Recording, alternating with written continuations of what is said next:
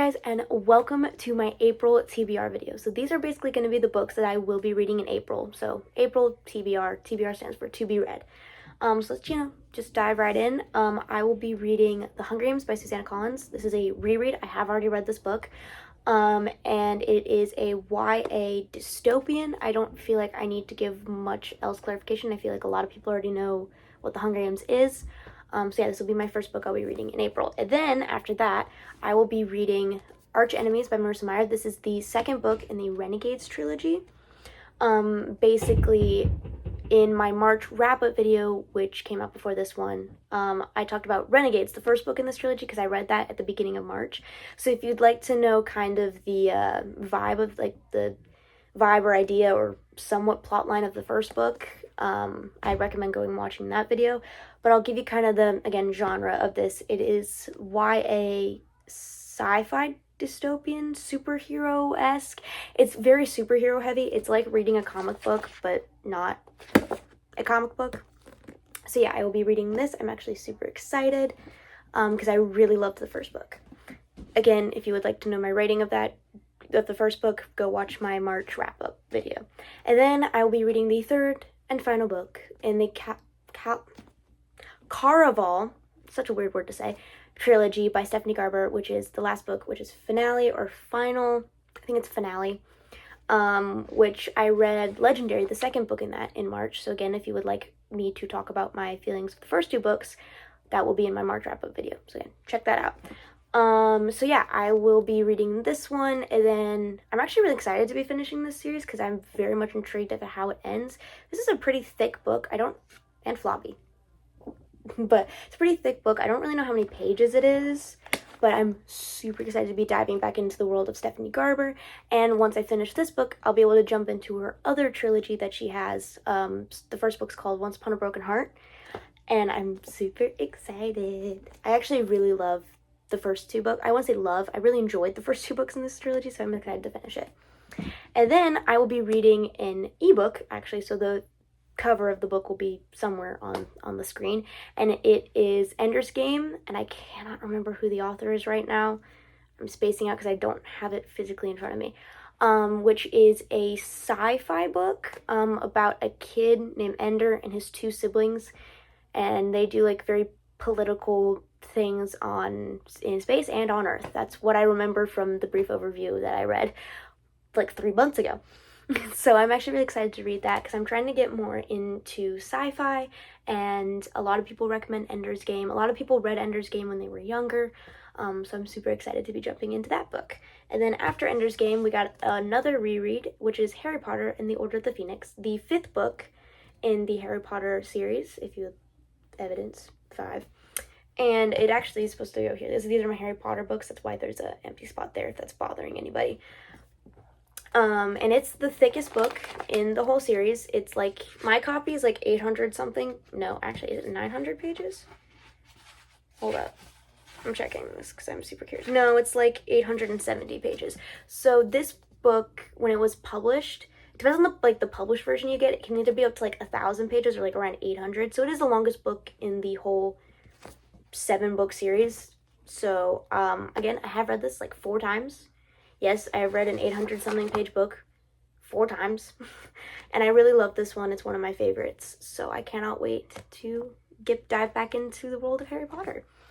Then I will be doing another reread, The Eye of Minds by James Dashner. This is the first book in the Mortality Doctrine series.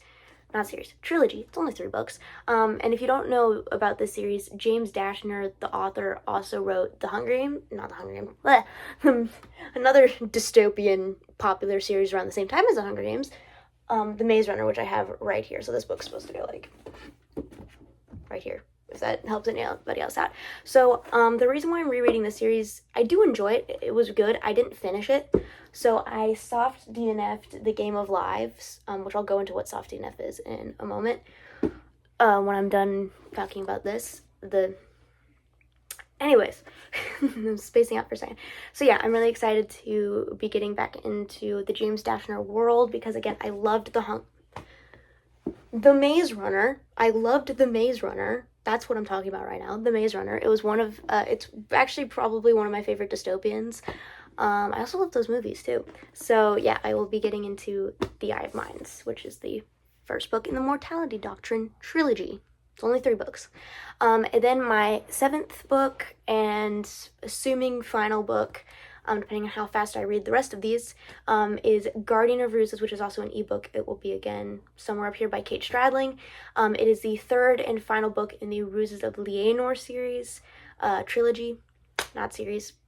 And the first 2 books in that series were, I'm just going to say series. First 2 books in that series were 5 stars for me. So I am hoping, fingers crossed, that this one will also be 5 stars. It is a YA fantasy.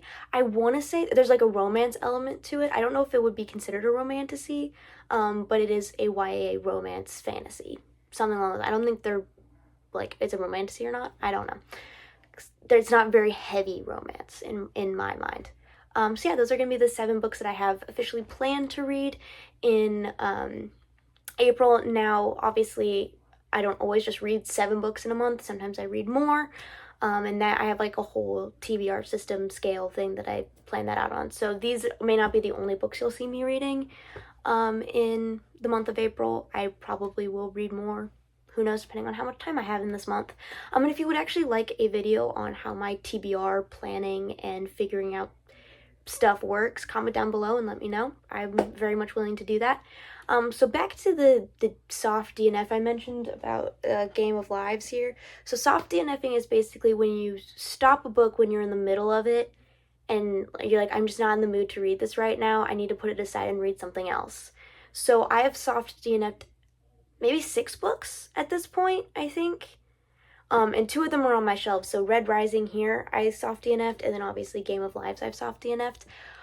Purely because I just wasn't in the mood to read sci-fi and dystopian, weirdly enough. I was like, I just can't be reading this right now. I definitely want to, obviously I definitely want to pick them up again because they're not for sure DNFs. But yes, that's what a soft DNF is. A DNF stands for did not finish. And then like a hardcore DNF would be like a book that I just didn't like, not gonna ever pick up again, hated it. I want to say hated it, but like it just wasn't for me, never picking it up again, never finishing. And I think I've only ever DNF'd 1 book, and that was Paper Towns by John Green, purely for the crude language in that book. I didn't need that in my head, so I DNF'd that. So yeah, back to the whole point of this video, my TBR. These will be the books I will be reading, plus the ebooks that I will be reading in April, and I'm really excited for you guys to come along with me for my first full month of videos and of reading these books together. And yeah, make sure to like, comment, and subscribe, and I will see you guys in the next video. Bye!